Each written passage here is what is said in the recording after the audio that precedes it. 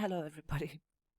I uh, I hadn't really banked on talking again much, but I've come across a few things that are sort of weighing on my soul that I want to share.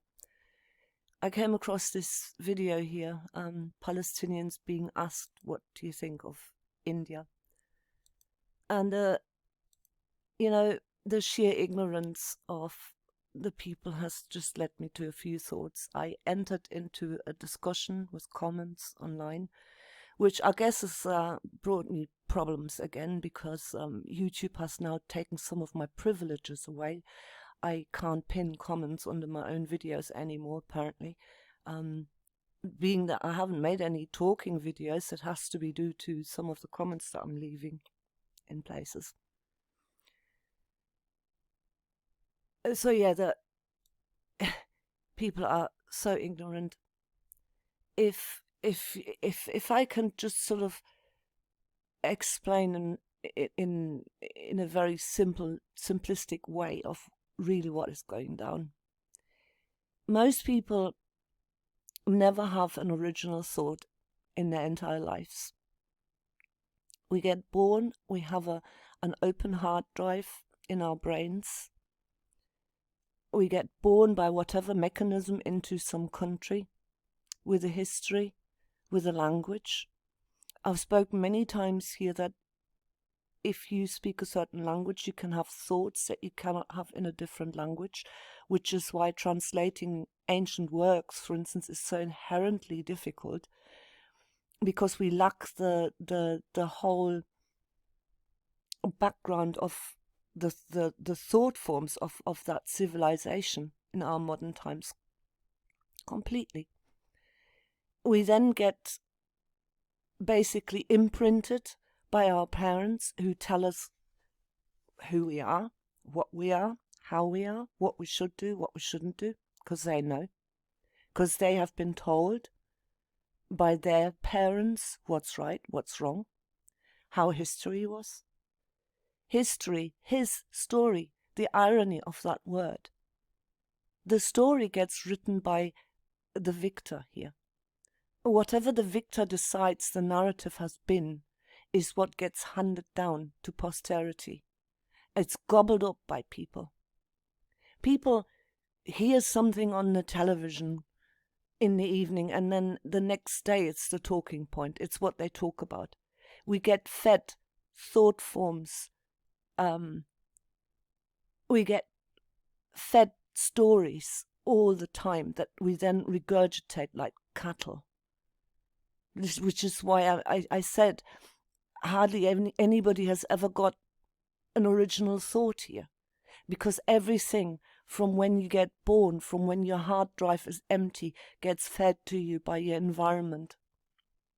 So you're shaped by all the narratives in whatever country you live in. So I had this altercation in the comment section. So underneath the video, because of all the misinformation that was coming out there, I just had to leave this comment. There have been severe clashes with Muslims and Hindus in the past, and I think recently flare-ups. When the British left, there was a wholesale slaughter between the groups. It was brutal, and that's the truth, because that's what happened. And then, I mean, Hindus, not Hindi. Hindi is a language. Hindus are followers of Hindu. Who cares? Who cares? Because all of it is rubbish. All of it is bubble. All of it is what I've just explained to you. Your comment makes it sound as though it is because the British left that there were clashes, but I would like to say that the whole idea of partition was supported by the British because it benefited them. It always benefits the rulers, but yeah, they kept that from happening. How did the partition benefit the British, especially as they were already leaving? The partition had to happen because Muslims and Hindus couldn't stand each other, and the Muslims demanded their own country, which is modern-day Pakistan. Yes, exactly. And why couldn't they stand each other? Because of this brainwashing. So I'm trying to explain this to people. To be honest, I could not care what they call themselves. Fact is, human beings are completely brainwashed with all sorts of shit right from birth. Then they run off believing it and kill one another. Now, what other species is that stupid? and then somebody mentioned the caste system. Yeah, the caste system is brutal. India had a brutal caste system for effing hundreds, if not thousands of years. The untouchables deserve. It is their stupid karma, God knows. Just leave them. Don't help them. And this is why India is what it is. So I came across this little traveler here. He's been to many countries, and it's he has very interesting vlogs, right? Small-brained American. And if you look at the state of India there, the suburbs, the way they live, the dirt everywhere, the rubbish, people living in tents, cattle eating from rubbish bins, yeah? Look at that. Why is that? Oh, it's karma. It's karma. They deserve it. Don't interfere. Which is a stupid dogma. Which is why the country looks the way it is, because of this ingrained 1,000-year-old belief. Which is why the country is is a tip. I'm sorry. And people are ignorant of these facts. And until this brainwashing stops with all these dogmatic belief systems, this is going to just continue. And I only got a snapshot here of Morals and Dogma. I came across a channel here reading out the whole lot. But I clicked on it. I thought, well, let's just hear what the man had to say, because again, we are being shown something here and told something here. I don't know what happened to the Masonic fraternities, but if these were the sort of thoughts they had, this is interesting. This is mind-boggling. And then I had the thought, if you had an opponent that you wanted to demonize, what way would you use to demonize your opponent? It is quite possible that they have all been subverted and they have been taken over, but it is also possible, just slightly possible, that if you were to do something that is, let's say, not very good for humanity, and you had an enemy that you wanted to stick it on, that you would, in your symbolism, actually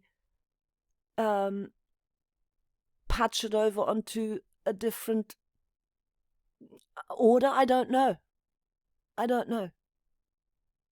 Is this a projection of the people who are running this corrupt system onto another group? Because when I listen to what he's saying here, this all makes perfect sense. It's very, very interesting what he's got to say.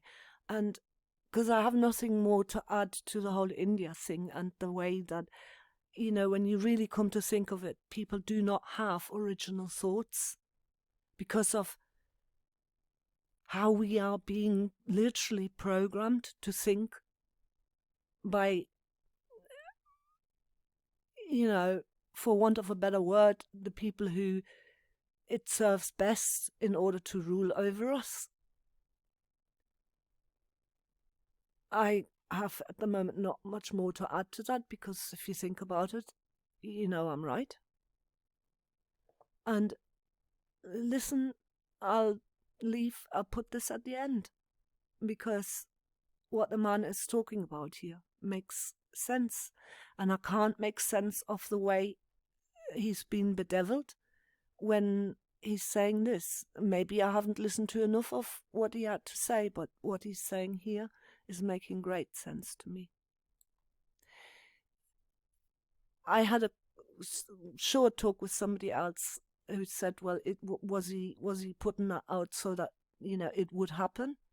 Or was he wise enough to see that the way the world is run, the events would lead to where he predicted they would lead to, because he had that understanding that given the way it's going, it will end in what it's ending in now. These wars and destructive behaviors. I don't know. I'll leave that open, but I feel like I want to share this with you guys. So I'll let this run. Two forms of government are favorable to the prevalence of falsehood and deceit. Under a despotism, men are false, treacherous, and deceitful through fear, like slaves dreading the lash. Under a democracy, they are so as a means of attaining popularity in office, and because of the greed for wealth. Experience will probably prove that these odious and detestable vices will grow most rankly and spread most rapidly in a republic. When office and wealth become the gods of a people, and the most unworthy and unfit most aspire to the former, and fraud becomes the highway to the latter, the land will reek with falsehood, and sweat lies and chicane. Isn't that what we're witnessing right now? When the offices are open to all, merit and stern integrity and the dignity of unsullied honor will attain them only rarely and by accident. To be able to serve the country well will cease to be a reason why the great and wise and learned should be selected to render service. Other qualifications, less honorable, will be more available. To adapt one's opinions to the popular humor, to defend, apologize for, and justify the popular follies, to advocate the expedient and the plausible, to caress, cajole, and flatter the elector, to beg like a spaniel for his vote, even if he be a Negro 3 removes from barbarism, to profess friendship for a competitor and stab him by innuendo, to set on foot that which at third hand shall become a lie, being cousin German to it when uttered and yet capable of being explained away. Who is there that has not seen these low arts and base appliances put into practice, and becoming general, until success cannot be surely had by any more honorable means? The result being a state ruled and ruined by ignorant and shallow mediocrity, pert self-conceit, the greenness of unripe intellect, vain of a schoolboy's smattering of knowledge. The faithless and the false in public and in political life will be faithless and false in private. The jockey in politics, like the jockey on the racehorse, is rotten from skin to cord. Everywhere he will see first to his own interests, and whoso leans on him will be pierced with a broken reed. His ambition is ignoble, like himself, and therefore he will seek to attain office by ignoble means, and he will seek to attain any other coveted object, land, money, or reputation. At length, office and honor are divorced. The place that the small and shallow, the knave or the trickster, is deemed competent and fit to fill, ceases to be worthy the ambition of the great and capable. Or, if not, these shrink from a contest, the weapons to be used wherein are unfit for a gentleman to handle. Then the habits of unprincipled advocates in law courts are naturalized in senates, and pettifoggers wrangle there, when the fate of the nation and the lives of millions are at stake. States are even begotten by villainy and brought forth by fraud. Did he say pedophiles? I don't know. I need to go back on that. I just want to throw in another caveat here. A lot is being thrown about consciousness, raised consciousness, blah, blah. What does that actually mean? Raised consciousness. Consciousness is awareness, and awareness comes through knowledge, and knowledge and understanding is gained by hard work, by real hard digging, by seeking the truth, no matter the cost. And it's a hard road to go on. Many times you'll get shocked to the core as to what you will find. And you will find the lies and the deceptions. And they will hurt. And they will throw you completely under the bus, not wanting to carry on to looking. So from all of that comes wisdom then. But it's a hard road, and it means learning. That's what consciousness, that's what raised consciousness is, raised awareness. And you can only become aware through learning. and looking into every nook and cranny of history and human behavior and the politics. And it's such a broad spectrum of things you need to look at in order to gain that knowledge, that understanding, that wisdom that then gives you a higher consciousness. That's what we're talking about, not some kind of a meditative, blissful woo-woo state. That's not what is wanted here. And rascalities are justified by legislators claiming to be honorable. Then contested elections are decided by perjured votes or party considerations, and all the practices of the worst times of corruption are revived and exaggerated in republics. It is strange that reverence for truth, that manliness and genuine loyalty, and scorn of littleness and unfair advantage, and genuine faith and godliness and large-heartedness should diminish among statesmen and people as civilization advances and freedom becomes more general, and universal suffrage implies universal worth and fitness. In the age of Elizabeth, without universal suffrage, or societies for the diffusion of useful knowledge, or popular lecturers, or lyceia, the statesman, the merchant, the burgher, the sailor, were all alike heroic, fearing God only, and man not at all. Let but 100 or 2 years elapse, and in a monarchy or republic of the same race, nothing is less heroic than the merchant, the shrewd speculator, the office seeker, fearing man only, and God not at all. Reverence for greatness dies out, and is succeeded by base envy of greatness. Every man is in the way of many, either in the path to popularity or wealth. There is a general feeling of satisfaction when a great statesman is displaced, or a general, who has been for his brief hour the popular idol, is unfortunate and sinks from the high estate. It becomes a misfortune, if not a crime, to be above the popular level. We should naturally suppose that a nation in distress would take counsel with the wisest of its sons. But on the contrary, great men seem never so scarce as when they are most needed, and small men never so bold to insist on infesting place as when mediocrity and incapable pretense and sophomoric greenness and showy and sprightly incompetency are most dangerous. When France was in the extremity of revolutionary agony, she was governed by an assembly of provincial pettifoggers, and Robespierre, Marat, and Couthon ruled in the place of Mirabeau, Vergniaud, and Carnot. England was governed by the Rump Parliament, after she had beheaded her king. Cromwell extinguished one body, and Napoleon the other. Fraud, falsehood, trickery, and deceit in national affairs are the signs of decadence in states, and precede convulsions or paralysis. To bully the weak and crouch to the strong is the policy of nations governed by small mediocrity. The tricks of the canvass for office are reenacted in senates. The executive becomes the dispenser of patronage, chiefly to the most unworthy, and men are bribed with offices instead of money, to the greater ruin of the commonwealth. The divine in human nature disappears, and interest, greed, and selfishness takes its place. That is a sad and true allegory, which represents the companions of Ulysses changed by the enchantments of Circe into wine. Yeah. I mean, isn't that the state that we're experiencing now?